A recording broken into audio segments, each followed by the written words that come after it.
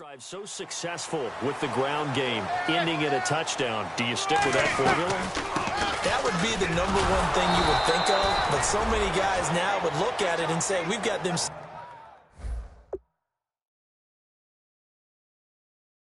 up so well for play action. Now's the time to take a shot. Yeah. But, you know, there was a big-time coach in the state of Ohio who once said, if you throw the ball, if you put it in the air, three things can happen, and two of them are bad. He would have kept it on the ground. Still on his feet. Call it a gain of 4, and it'll leave him with a 3rd down and 6 to go.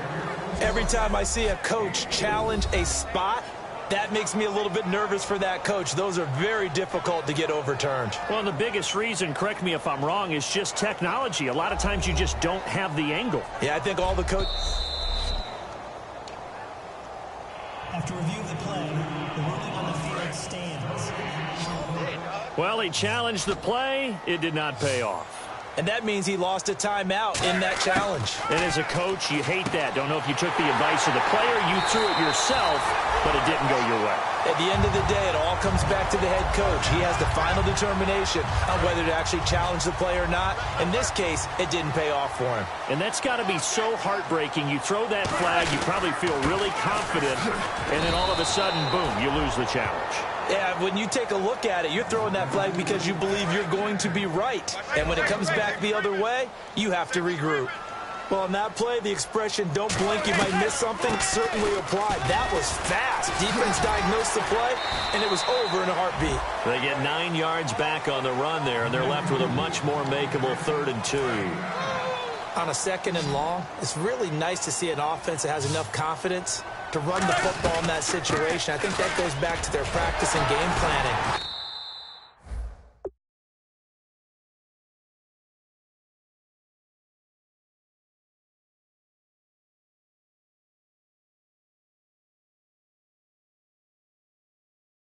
They've seen things that they've seen on tape and in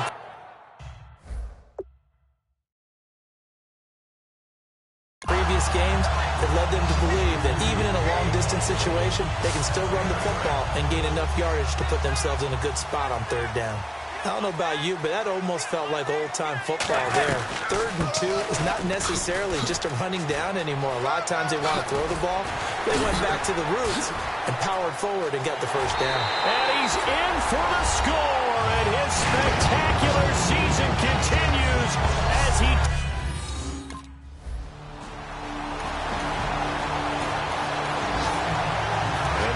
set to take the field. And it's a unit last drive that did it all on the ground, Charles. And they controlled it from the interior, big on big, right? Offensive lineman versus defensive lineman. But you know, in order to keep the football moving downfield, other people have to get involved as well. Your wide receivers, your tight ends, lead runners, anything that you have possible to get in front and keep the ball moving. And now the defense may be looking out for a pass coming up. 2 minutes to go here in the 1st half. A reminder that coming up in 2 minutes, we'll check in with Larry Ridley in Orlando with highlights and analysis of this 1st half of play. And I'm going to check in with a heater. I'm going to be right there with you, partner. It goes as a gain of 8, and it moves the chains. So many teams want to throw the ball in this situation nowadays, but I love watching a team that has enough confidence to go ahead and run the football. In that situation, that's almost a tendency breaker. They'll run it now out of the gun. And this one's going to go the wrong way, losing yardage back at the 42.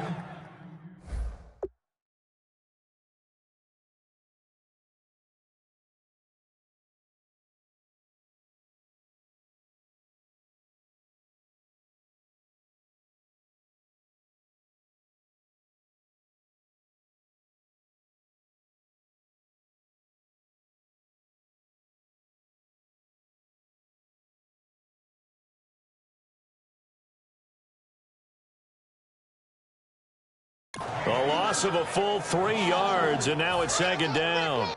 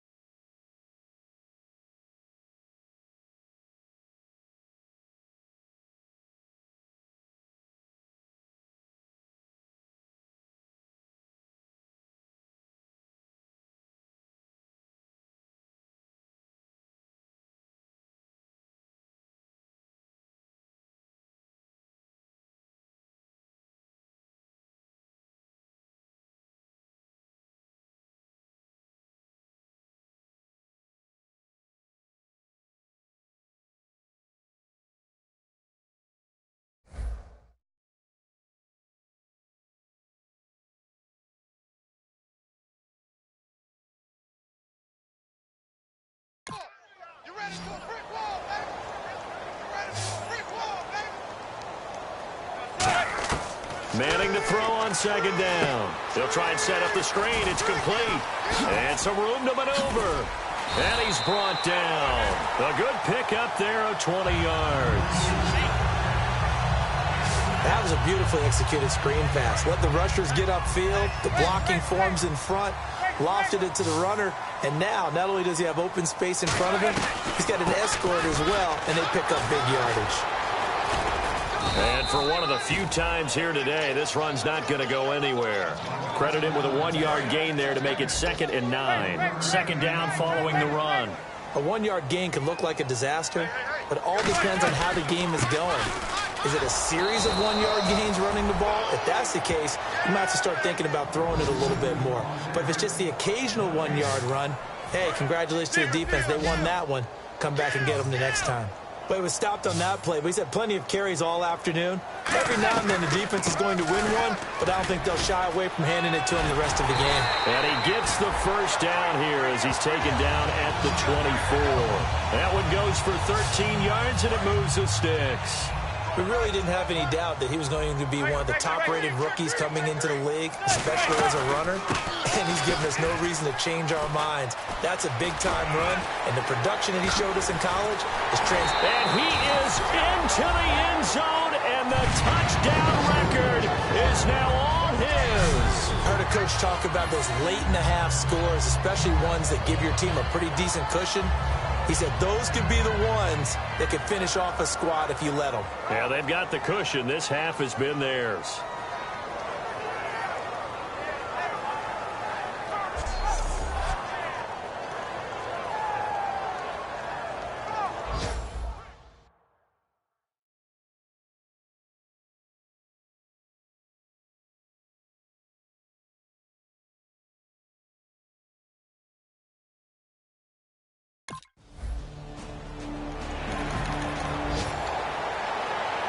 And the Giants ready to come out now. They built a good first-half lead. Now they have a chance to add on to it. And what I'm thinking is that the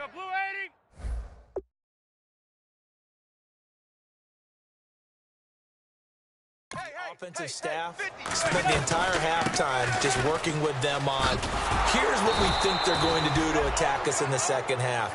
Nice first half that we've had, guys, but be prepared for some change-ups.